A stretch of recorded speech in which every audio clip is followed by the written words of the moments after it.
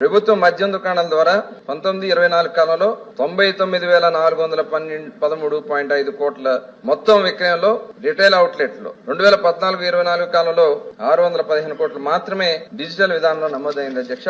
తీసుకున్న చర్య అధ్యక్ష సమర్థవంతమైన పనితీరు ఉండేలా చూడటానికి ఒక నియంత్రణ రేఖను అమలు చేసేలా నిషేధం అండ్ అబ్కారీ శాఖని పునర్వ్యవస్థీకరించడం జరిగింది అధ్యక్ష.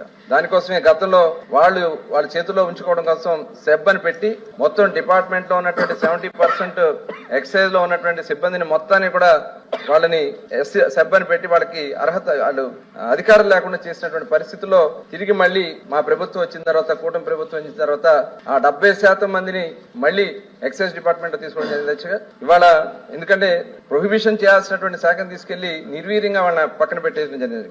అలాగే మాన్యువల్ గా గతంలో మాన్యువల్ గానే ఆర్డర్ అండ్ సప్లై ఉండేది. మళ్ళీ ఇప్పుడు ఓఎఫ్ఎస్ ద్వారా ఉంచడం నుండి పారదర్శకంగా ఆటోమేటిక్ సిస్టమ్ జనరేట్ చేసి ఓఎస్ఎఫ్ వ్యవస్థను మారడం, తాజాగా మద్యం రేట్లు కూడా నియంత్రించడానికి టెండర్ కమిటీని కూడా ఖరారు చేయడం జరిగింది అధ్యక్ష. ప్రైవేట్ వ్యక్తుల ద్వారా రిటైల్ చిల్లర దుకాణాలు నిర్వహణ ఈ నూతన అబ్కారీ విధానంలో రూపొందించడం జరిగింది అధ్యక్ష.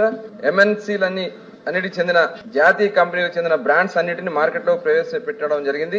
జాతీయ కంపెనీల నుండి 180 ml ఒక్కటికి 99 రూపాయల చొప్పున మంచి నాణ్యత గల భరించదగిన మద్యాన్ని లభ్యంగా ఉంచడం ద్వారా నిరుపేద వర్గాలకి భరించదగ్గ ధరలకే నాణ్యమైన మద్యం లభించేలాగా ఏర్పాటు చేయడం అధ్యక్ష.